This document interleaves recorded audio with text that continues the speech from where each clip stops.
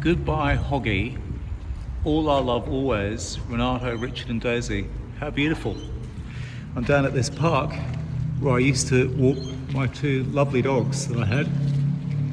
And these are people who've lost their pets, and they've set up this mural here. And I just think it's absolutely fantastic. And I come down here and admire these wonderful animals that have meant so much to so many people. Look at that, Chester. What a lovely looking dog. Our lovely golden boy lived from 23rd of the 3rd to 2020. So he would have been 17. That's quite a long time, isn't it, for that breed? I'm really happy for them. Yeah, well, there's been one great thing in my life. It has been that I've had some really good friends who've been dogs. In fact, when I was a kid, I used to actually draw a comic strip character who was half man, half dog. I'm actually trying to negotiate some long grass here. Look at that water. This is Sydney. We're no longer in summer, we're in autumn. But by goodness, did we have a summer? I don't think so. I've never known a summer like it. It was nothing but rain. It was amazing. Grey skies, rain. However, I won't complain too much because a lot of people in New South Wales actually lost their homes. And so, yeah, you have to put it in perspective that we've had some terrible floods here. Really bad. And on that note, the people that were in the flooded areas of New South Wales were badly let down by government authorities not being there. People actually having to save themselves. Look at this. I'm having difficulty actually getting through this grass here. I'm going to have to find another way around. And of course, the government don't turn up. But a week later, when homes have been lost, Scott Morrison, current Prime Minister of Australia, of course, tours, doesn't want to be seen speaking to people who've lost their homes, though, won't allow any interviews with locals.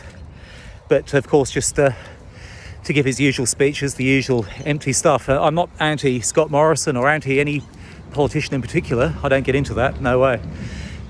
Party politics, look, I've only got one lot of politics, as you know, and that is justice for Australian infected blood victims and their families.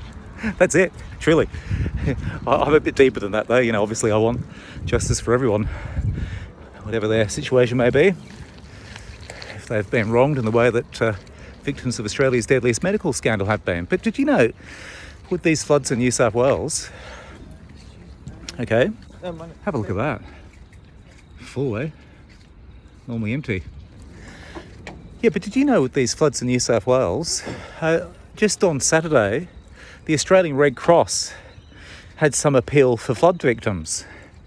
Now, what a joke. The Australian Red Cross is still covering up the contaminated blood scandal with tens of thousands infected and affected, and yet still they'll run these appeals, and yet still they'll charge their huge administration fees, taking big chunks of the dollar. Each dollar that's donated, how much realistically gets to victims? Look at this. Can I get through here? Oh, geez, I'm a wimp. I'm going to do it. Yeah, but how much of their dollar actually gets to victims? And did you know, as I've recently mentioned to a friend from England, that I actually exposed the Australian Red Cross Bali Appeal scandal of 2003, and what a scandal that was.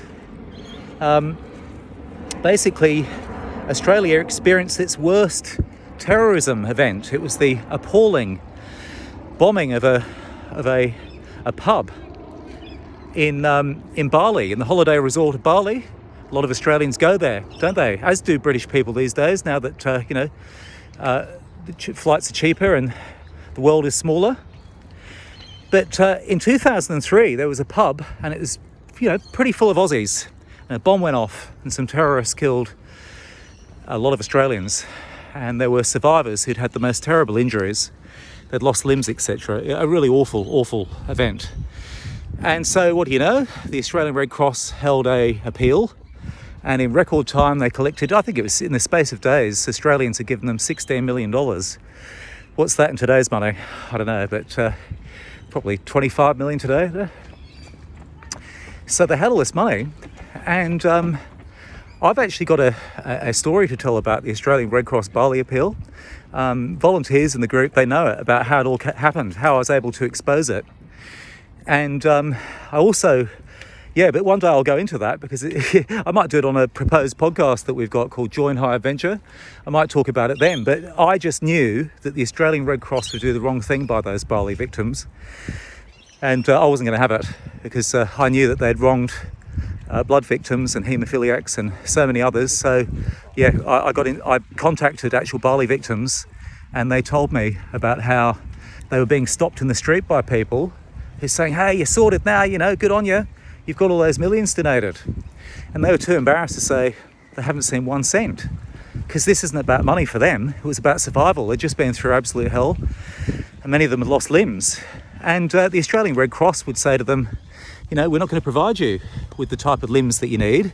But they'd be telling the public, when they're doing their videos, they'd be telling the public about how they're collecting all this money, and the hope is that these victims are going to have their lives put back together again. And one would assume, if you've got millions and millions of dollars, you might buy them electronic prosthesis and the latest type of limbs. But no, they made it clear that wasn't what they were going to get into. And then as I investigated more, I found out that actual money, the terms of the appeal, they said that it would go directly to helping the people, the victims of the Bali bombing.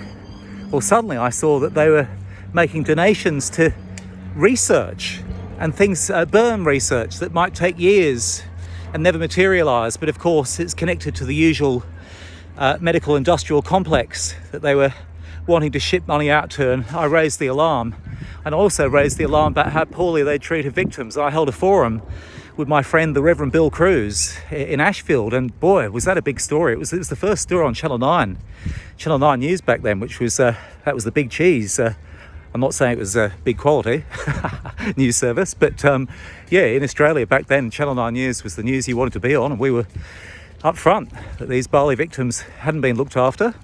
And we got them to give their accounts, and I'm glad to say that the Australian Red Cross actually booted their CEO, Martine Letts, over that issue, and rightly so.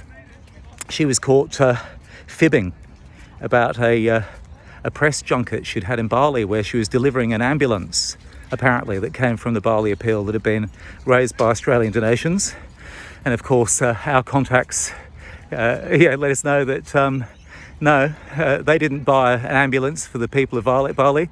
They borrowed it from a showroom, and after their press junket with Martine Letts, which she used Bali funds to pay for her flights and her accommodation, 5-star, business class, the whole thing, but there was no ambulance. So it was just a fake PR event for the Australian Red Cross to make it look like they're doing something. And I think in the end, there was also a 60 Minutes in Australia over it that I helped put together. But I think in the end, I think that's what cost her the job. There's actually a story still on the internet, if you have a look at the Bali Appeal, Red Cross Bali Appeal scandal. Sydney Morning Herald and The Age, they were the ones that broke it. So again, it's just with a bit of irony now, whenever I look at the Australian Red Cross's appeals, it's almost like they're disaster tourists. They're rubbing their hands with glee at how they can get their fangs into these juicy donations. But will those donations get to the people that it's intended to get to? I don't believe so. And I think history, remember the bushfires? How can we forget? We're only going back 3 years. Look what happened to them. There were people, and there's still people today who are homeless over that. People still living in tents. Where is this money? Where is all this help that they've been promised? So anyway, that's what I wanted to say. I've gone for a little bit of a walk today. I had some cannabis during the day, which helps my lung, helps me do these sorts of things, and helps me talk to you, and hopefully slowly but surely share the factual experience of what victims of tainted blood and what victims of the Red Cross have been through, whether it be bushfire victims or hopefully not flood victims. I hope they don't do that. If they do that, goodness me, they'll have a revolution on their hands, probably people with pitchforks turning up and, I don't support that sort of thing, but I'm just saying it's they need to stop ripping people off, the Australian Red Cross, and they need to come clean about Australia's deadliest medical scandal. As someone pointed out to me, someone in the know, there are people within the Red Cross who know about this. They know. Come clean. How many people have you infected with the deadly virus hepatitis C from blood transfusions and blood products? Come on, come clean. And what is this relationship you have with this medical research organisation, the Kirby Institute in New South Wales? Whenever we ask you for, or journalists ring you up and ask you for the actual numbers, you basically say, oh, I'll speak to the Kirby Institute. They've done modelling exercises. The worst of tainted blood happened 20 years ago, and they've done modelling exercises. How long do these modelling exercises take for the multi-million-dollar Kirby Institute that's your partner in crime in this cover-up, eh? No, it's not good enough. The Red Cross is not good enough. And this city, my home, deserves better. Australia deserves better. That's what's driving me at the moment. I recently had a freak on the internet accuse me of criminal fraud, and he told people not to donate to me. Little did the nasty individual, who knows who sent him, perhaps his own stupidity, his own appalling lack of morality, but he accused me of stealing people's money, and he told people not to donate to me. Well, guess what? I've never asked for donations. You know why? Because we've got to be bigger and better than our opponents. We're going to be poorer, there's no doubt about that. But, you know, we funded this ourselves, our campaign for victims of Australia's deadliest medical scandal. We knew that when the bad guys knew they're under pressure and that, you know, that the net's closing, we knew that they'd try the dirty tricks. We've been preparing for years. So we haven't taken any donations, so bad luck, and we'd never ever steal anybody's money, ever. Do you know why? We're not like the Australian Red Cross. We'd never steal or take advantage of misery, not ever. They make hay, okay, out of human tragedy. They really, really do. If you go to infectedbloodaustralia.com, have a look for a section called the timeline. The timeline they didn't want you to see, or evidence they didn't want you to see, and a timeline of the sort of donors that were used by the Australian Red Cross. You will be horrified. And then they say that contaminated blood, when they do ever rarely talk about it, they say it was a tragic accident. Look at that timeline, and then think about all the families, the thousands of families that they haven't helped as they continue their cover-up, but they still hold their hands out. Flood appeals, bushfire appeals, they are disgusting. Now, if you're watching this on Instagram, please go to our bio and click on that link to support a much-needed Royal Commission into the Australian Red Cross and CSL and Australia's contaminated blood scandal. If you're watching on any other platform, there'll be a link below in the description. Please click, please help. Thank you.